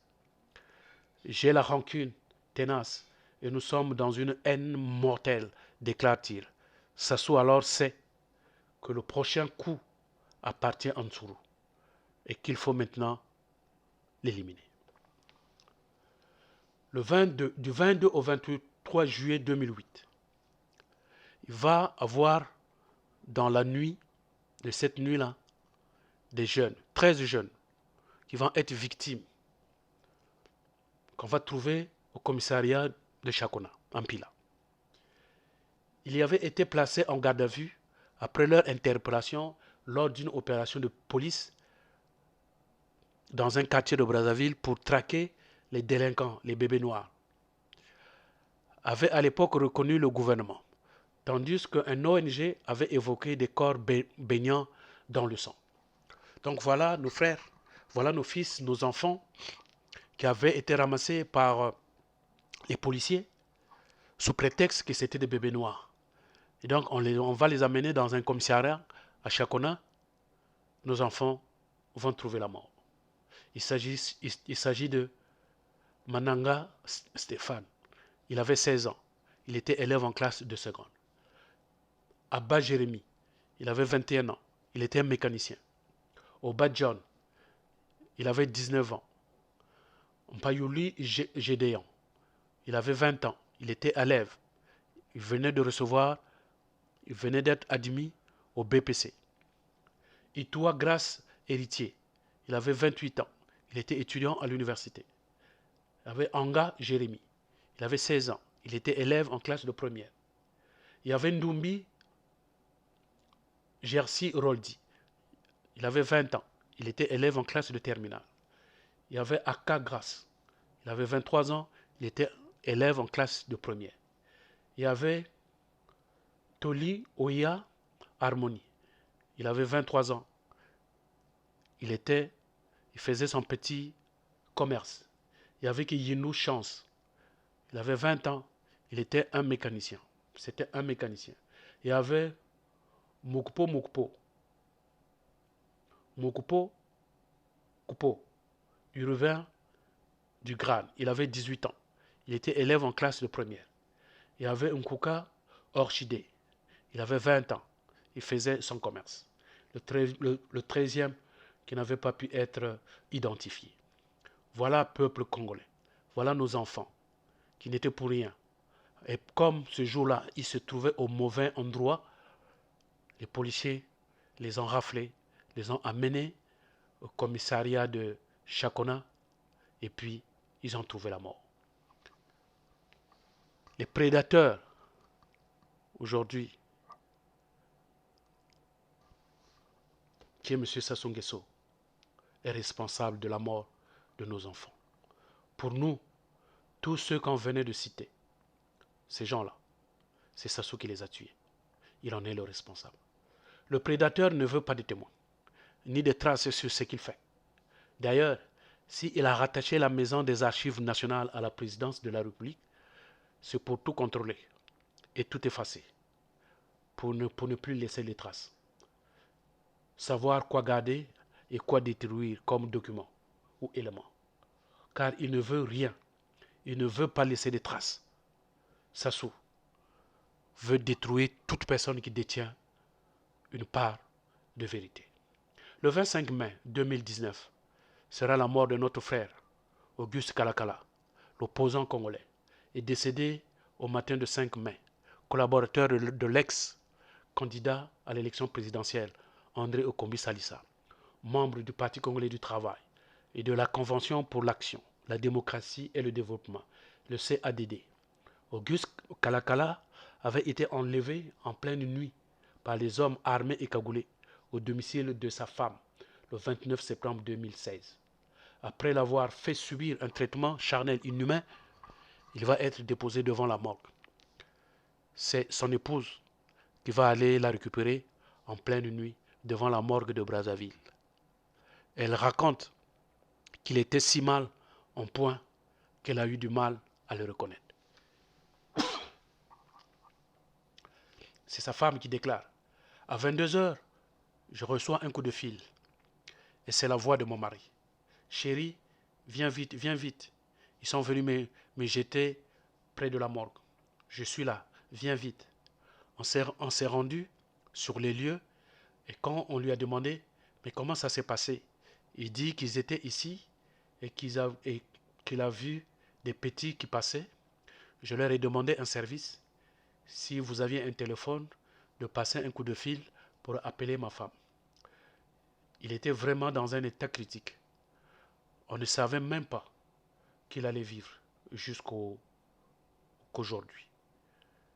Il ne pouvait pas marcher. Il avait de grosses plaies partout, des pieds enflés par rapport aux tortures qu'il avait reçues. Alain Kalakala a raconté lui-même qu'il avait été amené en dehors de la ville Ils étaient cagoulés. Ils ne pouvaient pas voir le visage de ces gens. Mais il peut dire qu'ils n'étaient pas à Brazzaville. Ils étaient hors de Brazzaville, enfermés dans un conteneur. Et de temps en temps, dans des sacs, enfermés, tabassés. On lui demandait où se cache son chef, où était X ou Y. Il voulait savoir où se cachait son chef. Peuple congolais.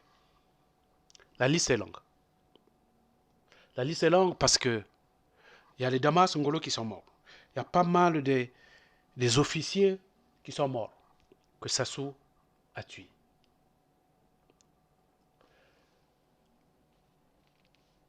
Mais pour nous, ceux qui sont tombés,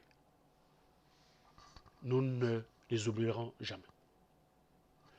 Nous n'avons pas cité tout le monde. Nous n'avons pas eu les capacités logistiques, accès aux sources hospitalières et policières. Pour nous,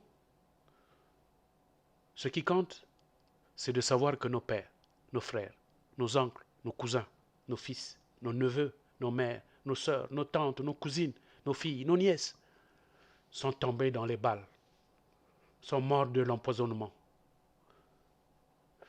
du Kani, M. Sassou Nguesso. De retour au pouvoir après le 5 juin, le Kani, Sassou, va mettre en application sa politique de 5D que nous avons parlé dans les vidéos précédentes. Mais nous allons les développer plus loin. Les 5D, sa politique de 5D qui consiste, le premier D, à détenir en otage le peuple du Nord. Le deuxième D, à détrôner la chefferie du peuple Téké. Le troisième D, de détester le peuple du Poul. Le quatrième D, de diminuer le peuple du Grand Nyari. Et le cinquième D, de dompter le peuple Luango.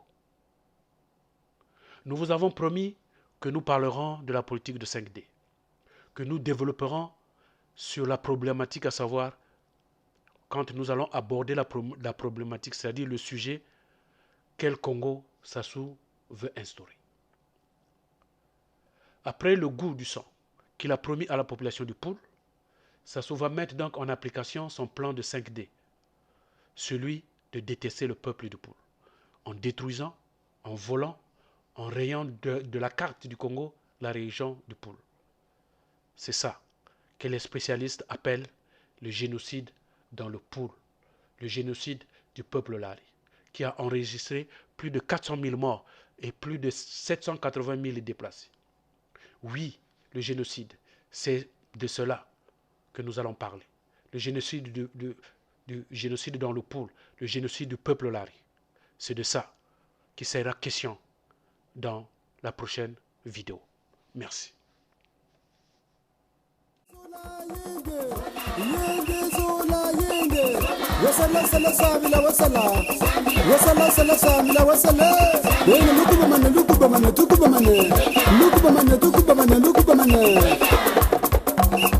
Congo, Congo, Congo, Congo, muri bweni.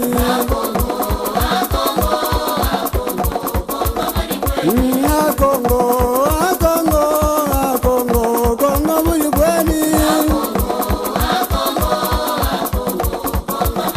Kama tuwa umakanda mumungu na ndombi ya Congo, Congo mubunsana. Bamunatisa matari, bamutatisa matare, amusana Congo mumanyongo. Bamukanga muwambola kamakanga zisene, amusana Congo mubitile. Simagimangu bakanga mukamba banchaka, amundombe Congo mumanyongo.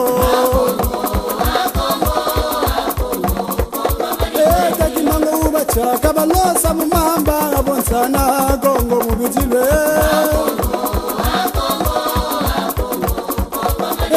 Ya mvita ubayoka na mwana wansonde mu Congo, Congo mumanyongo. Namangunga bamuzenga beni mu Congo abonsana Congo mubitile.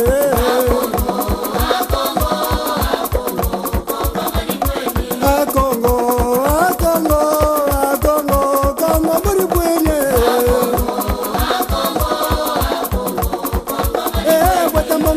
senga mukongo msana byade kongo mumanyongwe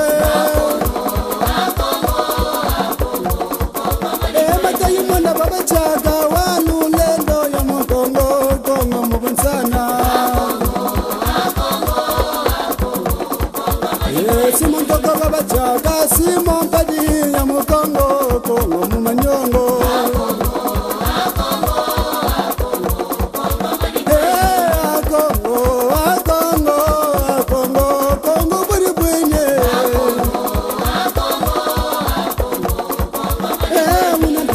Chaka no wabalosa mustange kongo mumanyongo kunanga bebe balosa nzungu malasu ngamonzana kongo mumanyongo ngungulora mamachaka mauba matsimunando mukongo kongo mumanyongo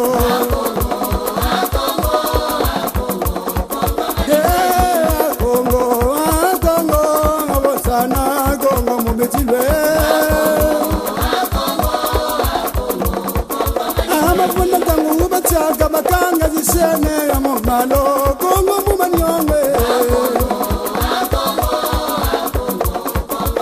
Filipe mumba ubakanga makanga binoti mamukongo kongo mubonsana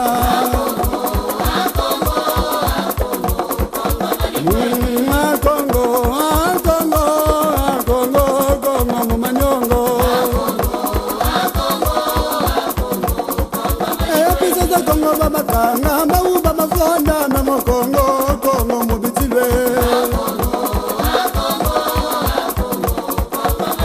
munanda za baba fonda bauba bachaka mbe mama yoga kongo mubitile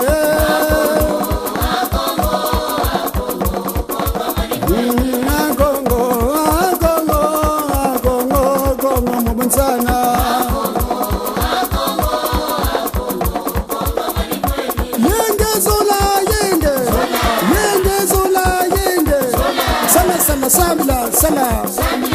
Sala samila wasale lukubamane tukubamane